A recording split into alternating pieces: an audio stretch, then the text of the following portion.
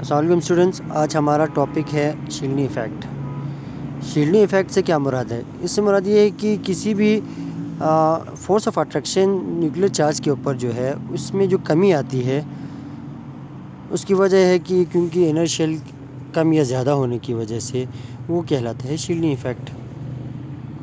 अच्छा, वो जो इलेक्ट्रॉन न्यूक्लियस और वैलेंस शेल के में जो न्यूक्लियस के बाद फर्स्ट शेल सेकंड शेल इसमें जो इलेक्ट्रॉन मौजूद हो जाते हैं उसकी वजह से एक effect electron two electron repulsion वाला फोर्स होगा और एक इलेक्ट्रॉन से प्रोटॉन की तरफ फोर्स ऑफ अट्रैक्शन होगा। तो इनकी जो रिपल्जन और अट्रैक्शन है इसकी वजह से जो है फोर्स ऑफ अट्रैक्शन में कमी या ज़्यादा होती है, ये शील्डिंग इफ़ेक्ट कहलाता है। जब स्टूडेंट्स इसके ट्रेंड की बात करते हैं ग्रुप और पीरियड के अंदर, तो शील्डिंग इफ़ेक्ट जो है ग्रुप के अंदर टॉप टू बॉटम इंक्रीज़ हो जाता है। इसकी वजह क्या है?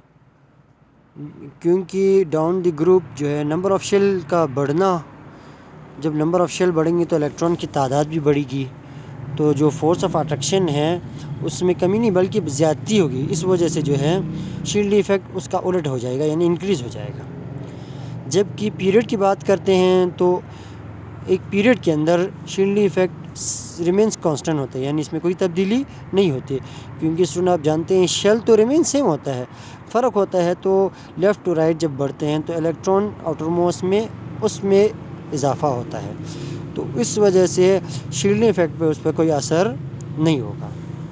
इसके बाद स्टूडेंट ये कुछ आपको फ़िगर के ज़रिए समझाने की कोशिश कीजिए। एक फ़िगर दिया हुआ है जिसमें न्यूक्लियस के ऊपर जो है प्लस चार्ज है और जो बाहर के इलेक्ट्रॉन्स है जिसको पर्पल कलर से शो किया गया है उसमें एक अंदर का जो इनर इलेक्ट्रॉन है, एक आउटर इलेक्ट्रॉन है। अब आप देखें स्टूडेंट्स, इसमें फोर्स ऑफ रिपल्जन भी हो रही है और फोर्स ऑफ अट्रैक्शन भी हो रही है। फोर्स ऑफ रिपल्जन जो है जो दो शेल्स के अंदर जो इलेक्ट्रॉन्स एग्जिस्ट करते हैं उनके दरमियान हो रही है, जबकि फोर्स ऑफ अट्रैक्शन जो है न्यूक्लियस में मौजूद प्रोटॉन और उससे बाहर के शेल के अंदर जो इलेक्ट्रॉन्स है उसके दरमियान जो फोर्स ऑफ अट्रैक्शन भी एग्जिस्ट करती है। ये शील्डिंग इफ़ेक्ट पीरियड में बात करें तो स्टूडेंट कोई तब्दील नहीं होता लेफ़्ट टू राइट। इसकी वजह क्या है? क्योंकि पीरियड के अंदर जो है न्यूक्लियर चार्ज बढ़ता तो है लेकिन जो एनर्जी लेवल्स या शेल्स हैं वो सेम हो जाते हैं, इस वजह से शील्डिंग इफ़ेक्ट पर कोई फ़र्क नहीं होता।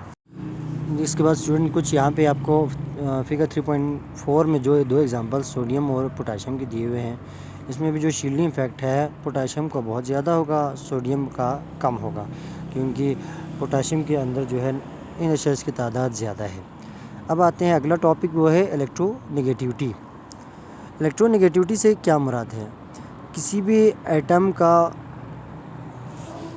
शेयर पर इलेक्ट्रॉन्स को अपनी तरफ खींचने की जो सलाहियत होती है मॉलिक्यूल्स के अंदर, वो उसका इलेक्ट्रोनेगेटिविटी कहलाता है। जब स्टूडेंट्स इनके ट्रेंड की बात करते हैं ग्रुप और पीरियड के अंदर कि इलेक्ट्रोनेगेटिविटी कम होता है, बढ़ता है, यह क्या होता है, तो जब हम इलेक्ट्रोनेगेटिविटी जो है सेम होता है जिस तरह आयनाइजेशन और हमने इलेक्ट्रॉन एफिनिटी आपको पहले समझाया था, उसी तरह पीरियड के अंदर ये इलेक्ट्रोनेगेटिविटी इंक्रीज़ हो जाता है।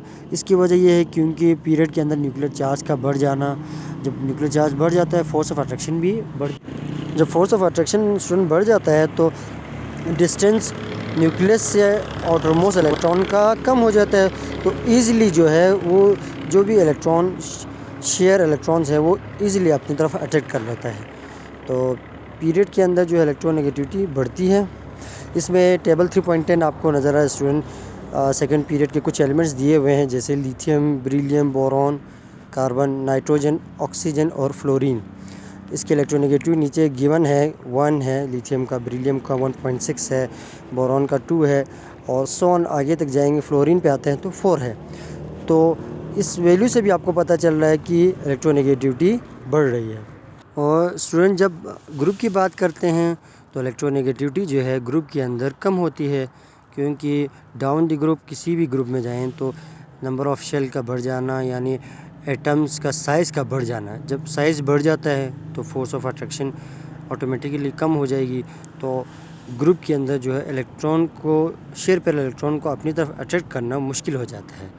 तो इसी तरह ये टेबल 3.11 जो है इसमें कुछ एलिमेंट्स हेलोजन ग्रुप के दिए हुए हैं। इसमें फ्लोरीन है, क्लोरीन है, ब्रोमीन और आयोडीन। जब उसके इलेक्ट्रोनेगेटिव सामने आपको गिवन है कि 4 है, फिर फ्लोरीन की, क्लोरीन की 3.2 है, ब्रोमीन की 3 है, आयोडीन की 2.7 है, तो स्टूडेंट से पता चल रहा है कि इलेक्ट्रोनेगेटिविटी जो है डाउन द ग्रुप भी कम होती जाती है। तो उम्मीद है आपको आज का ये कंसेप्ट सही से समझ में आया होगा। इसके नीचे आपको एक टेस्ट योर सेल्फ के नाम से कुछ क्वेश्चंस दिए हुए हैं, तो स्टूडेंट आप इसको ख़ुद से सॉल्व करके कमेंट सेक्शन में मुझे बता दें, ताकि आपकी जो कंसेप्ट है उसको मज़ीद बेहतर किया जा सके।